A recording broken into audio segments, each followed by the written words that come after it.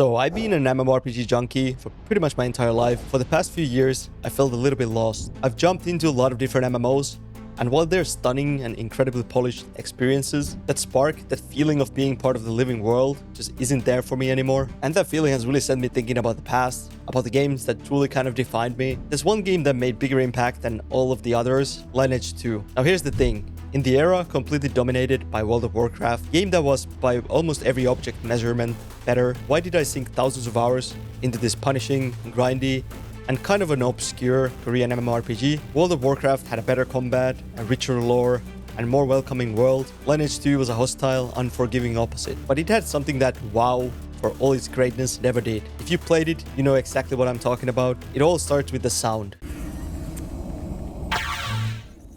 That sound, the sound of soul shots charging, it's pretty amazing, right? If you played back in the golden era, I'm talking about Chronicle 4 through Interlude, that sound is burned into your brain. It represents power, it represents money, but mostly it represents an addiction to a game.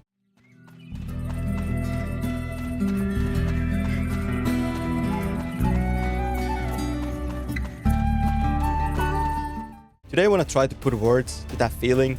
This isn't just a video about features, this is a kind of a retrospective on what it felt like to live inside the brutal, beautiful political simulation and why modern MMOs are just too soft to compete. To understand why Lineage 2 was the best MMO in my opinion, we have to talk about what it wasn't. It wasn't a theme park. When World of Warcraft exploded, it set the standard for the genre. Go here, grab a disc quest, kill 10 boars, follow the yellow exclamation mark until you hit the max level. It was safe, it was pretty linear, it was cartoonish and fun. Lineage 2 was more serious. It was a sandbox, but sandbox filled with a broken glass and bullies. Visually, it was striving for something grounded. Think about the Dark Elf village. It wasn't the cheery Shire, it was a mist-covered altar carved into a black stone, filled with the tall, imposing figures that looked dangerous. The world didn't feel like it was built for you to have fun in. It felt like a world that existed despite you. There was no hand-holding, no map markers telling you where to go. You were dropped into this massive continent and told, good luck. And the first lesson of the game taught you was simple. Nothing in this world is free.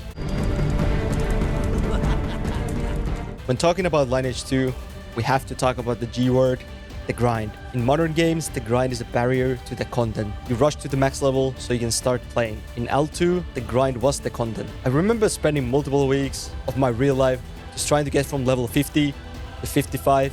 And you know what? It didn't feel boring back in the day. It felt like work, honest work. Because the game was so stingy with drops, items actually had weight. Psychologically, they meant something. When you finally scraped together enough Edina to buy a D-grade weapon, or God forbid, craft a B-grade set, you felt like you have climbed the mountain. You walked through the town differently, and it felt like a massive achievement. In Guild Wars 2 or Retail WoW, the game showers you with loot constantly. It's a dopamine slot machine. In L2, you were starving. When you finally got that meal, it tasted pretty incredible. And this kind of fed into the economy. There were no global auction houses with fixed prices. You had to go either Giran or Aiden or any of the towns and physically set up a shop. You had to play the market because everyone needed soul shots to be competitive, and soul shots cost money. The economy never died. It was a perfect loop of supply, demand, and scarcity.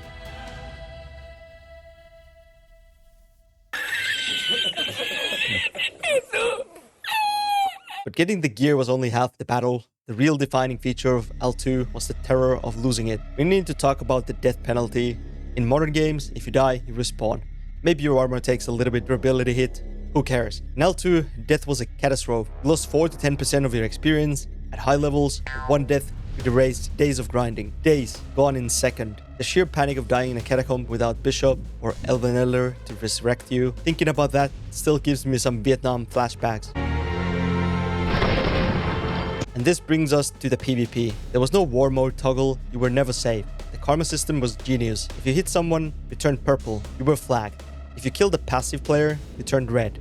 You become a murderer. And if you die while you were red, you had a chance to drop your gear. Imagine grinding for 2 months for a weapon, going red, in a fit of rage, getting killed, and watching that weapon drop on the ground for someone else to pick it up. It created a brutal, self-policing society. You didn't trash talk someone in the chat unless you could back it up, because they could just come find you and kill you. This constant danger, this impossible grind, it forced the most important mechanic of the entire game. You could not survive alone. In the modern MMOs, solo friendly is a selling point. In Lineage 2, solo play was pretty much a death sentence. You needed a tank to hold the aggro, you needed a healer, you needed a blade dancer or sword singer for buffs. You were pretty much socially engineered to talk with people. And this scaled up into the clans. These weren't just the guilds or Discord servers. A fully leveled clan was a military unit of over 200 people. And they had a goal: castle sieges. Every 2 weeks, the server would go war.